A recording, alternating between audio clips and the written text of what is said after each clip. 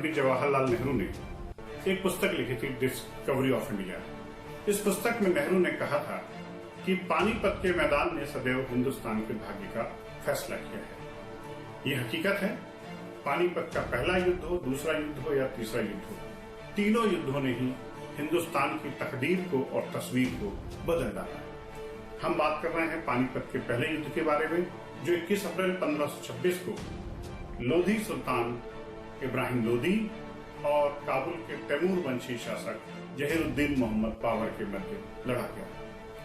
दरअसल सुल्तान इब्राहिम लोदी से उसके ही रिश्ते नातेदार और अन्य लोधी सुल्तान नाखुश थे। इन्हीं में से एक थे पंजाब के सूबेदार दौलत खान लोदी और सुल्तान का चाचा इब्राहिम खान लोदी। इन दोनों असंतुष्ट लोधी सरदारों ने बाबर को खत लिखा और भारत पर आक्रमण करने के लिए आमंत्रित किया। इन लोधी सरदारों की सोच यह थी कि बाबर काबुल का शासक है, हिंदुस्तान पर आक्रमण करेगा, लूटपाट करेगा और वापस चला जाएगा और उन्हें एक नाकाबिल सुल्तान इब्राहिम लोदी से मुक्ति मिल जाएगी।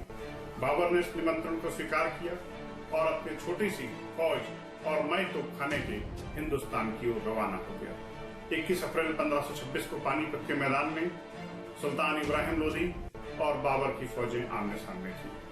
बाबर ने अपनी पुस्तक तजु के बाबरी में लिखा है कि उसके पास सिर्फ 12,000 की छोटी सी फौजी टुकड़ी थी और साथ में एक छोटा सा तोपखाना भी था, जिसके तोपची थे उस्ताद अली और मुस्तफा। उस्ताद अली और मुस्तफा को अपने समय में विश्व का सर्वश्रेष्ठ तोपची माना जाता था। बाबर ने इस युद्ध में एक सर्वश्रेष्ठ तुलगमा युद्ध पद्धति का प्रयोग किया, जिसे उसने मध्य एशिया में भटकने के दौरान उज़्बेकों से सीखा था। उसने तुलगमा युद्ध पद्धति के साथ रूमानी या उस्मानी विधि से अपने तोपखाने को सज्जित किया। युद्ध प्रारंभ हुआ।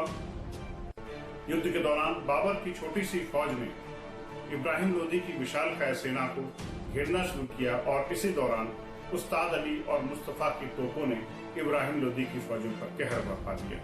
21 अप्रैल के दोपहर तक आते आते इब्राहिम लोदी की फौज भाग खड़ी हुई। सुल्तान इब्राहिम लोदी युद्ध के मैदान में ही लड़ते लड़ते मारा गया। किसी इतिहासकार ने लिखा है कि वह भारत का एकमात्र सुल्तान है जो युद्ध क्षेत्र में मारा गया।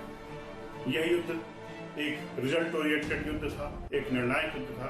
इस युद्ध ने दिल्ली सल्तनत का खात्मा कर दिया, लोधी वंश का खात्मा कर दिया और भारत पर मुगलिया सल्तनत की स्थापना की। बाबर ने इब्राहिम लोदी को पराजित करने के पश्चात भारत से वापस लौटने की बजाय हिंदुस्तान में ही बस जाने का निर्णय लिया और मुगल सल्तनत की उसने स्थापना की। मैं आपको कुछ तथ्य बताना चाहूंगा कि उत्तर भारत में पहली बार तोपखाने का प्रयोग हिंदुस्तान में किसी युद्ध में बाबर के द्वारा किया गया। हालांकि दूसरी तरफ दक्षिण भारत में तोपखाने का पहली बार प्रयोग पुर्तगालियों ने किया था। तो साथियों, पानीपत के इस प्रथम युद्ध में बाबर की जीत के सिर्फ 2 कारण थे, तुलगमा युद्ध पद्धति और उसका कुशल तोपखाना। साथ में बाबर का कुशल नेतृत्व, उसकी व्यूह रचना, ये भी एक अन्य कारण है। निस्संदेह यह युद्ध बाबर को सिर्फ भारत का ही नहीं, दुनिया का एक योग्य सेनापति, एक वॉर पॉलिसी मेकर घोषित किया।